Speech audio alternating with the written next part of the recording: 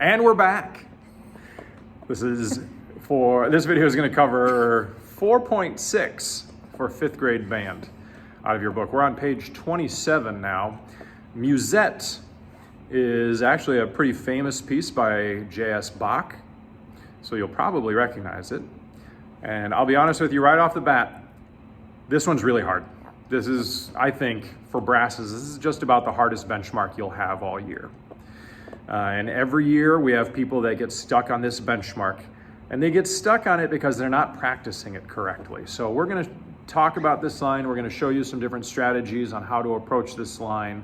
And if you do these things, you'll be able to pass this benchmark. But it is hard, and you really have to pay attention to some of the details.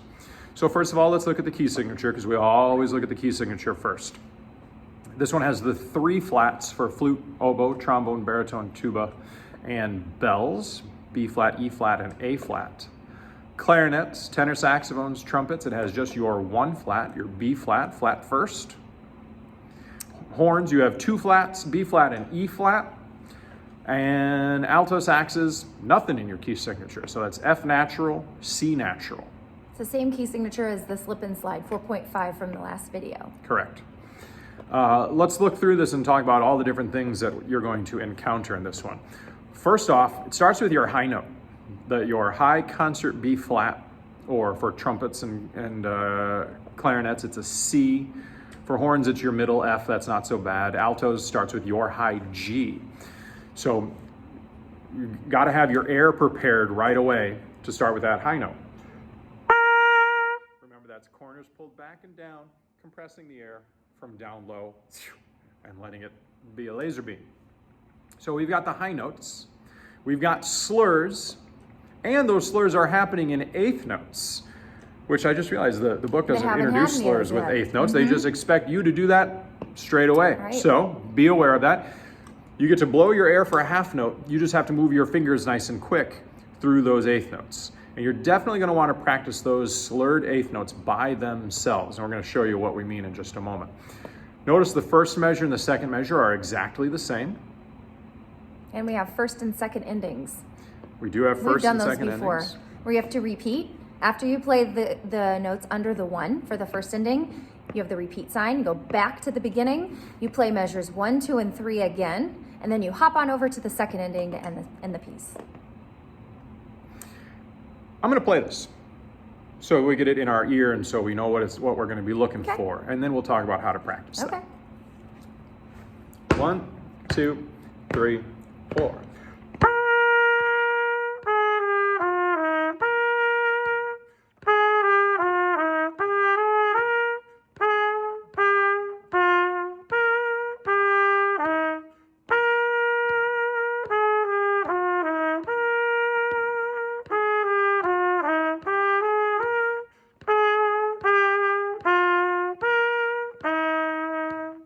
Notice that second time through, I did not play the first ending. I skipped over it and went right to the second ending. All right, so how are you going to assemble all of that? Because that's a lot of notes. It's a lot of slurs. It's up high. There's a lot to process there. So Ms. Kelly and I were just talking about this before we started. We teach this the same way, which is cool.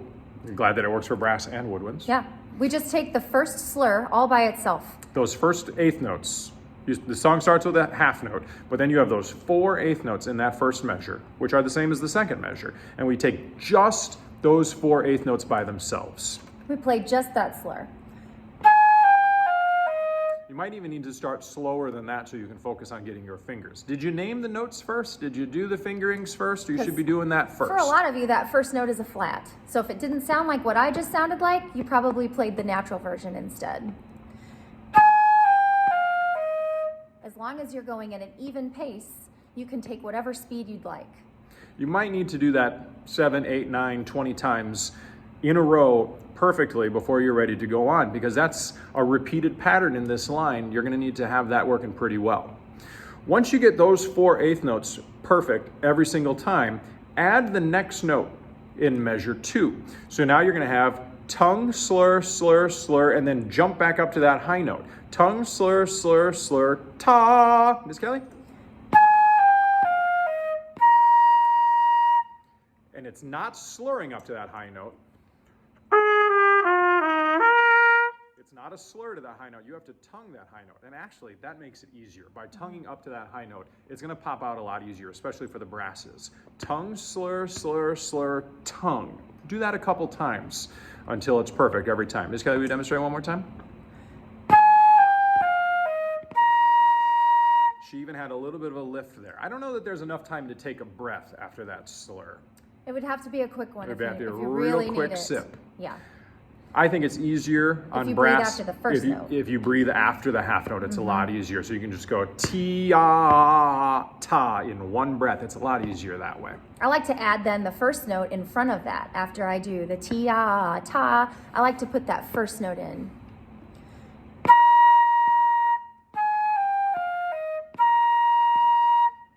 So you should be figuring out that we tongue 3 times when we play that much. We tongue the first note, the second note, and then the beginning of the second measure.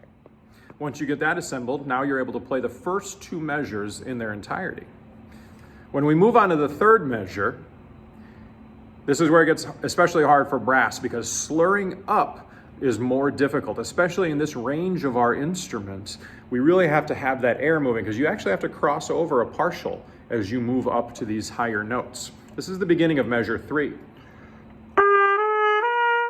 Ti-ah. You're blowing your air for a half note, but you're going to have to keep your embouchure really firm, your air really compressed, and push up through that slur. And flutes, we don't want it to sound low. We want it up high. So you'll have to focus that air really, really tight so that you can get that high note instead of it falling down to the low note, especially if you're running short on breath by that point. Yeah. Before you start playing that, make sure you've named the notes and practice moving your fingers for that slur. Do that a couple times before you start playing it. Then begin practicing just that slur. And then we can put the rest of that measure together. There's 2 more quarter notes after that slur going up. Ti-ah, ta, ta. So we can put that together. Until you can play it perfectly. Then you should go back and try to add the beginning of the third measure with the end of the second measure, because that's a tough little gap that you have to bridge over. So it'll sound like this. This is the last 4 eighth notes of measure 2 and going into measure 3.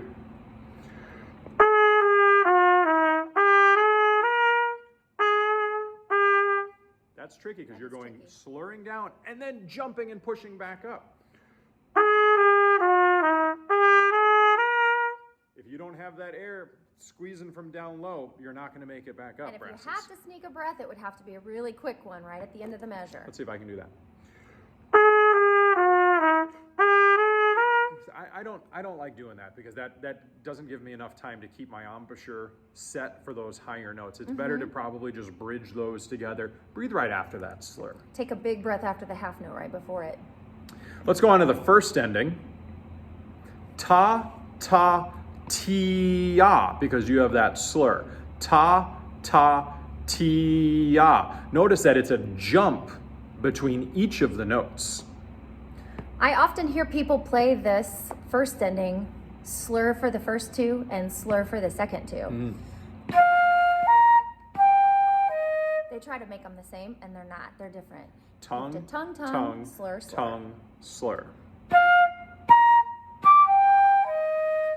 And again, we're making a big jump in our register from brass's middle note to your high note, and then you have to come back down a shelf. Remember to move your fingers right on time so that it doesn't become a smear.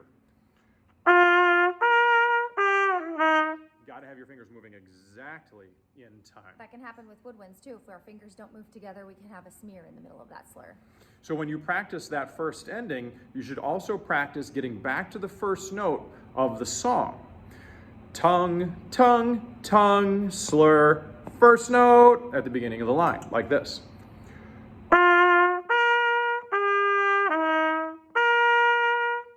If you need to steal a breath at the repeat, you can do that. But if you can connect back into the first note, might as well do that because you're probably going to take a breath after the half note anyway. I think we're ready to try it all the way through. I think we are ready to try it. We've played all of the different sections. Miss Kelly's going to play, and I'm going to use some hand gestures for where you tongue and where you slur. Here we go. 1, 2, ready, go.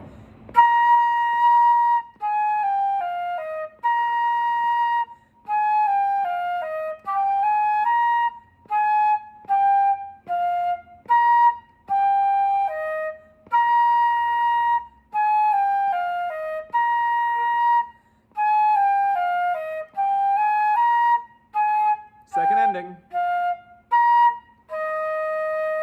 Hopefully you remember to catch that second ending on the second time through. You can draw an arrow in your music if that helps you. So that's your first benchmark of Opus 4. It's challenging. Spend some time practicing it in the chunks, and then you'll be ready to record it and email it to your teacher.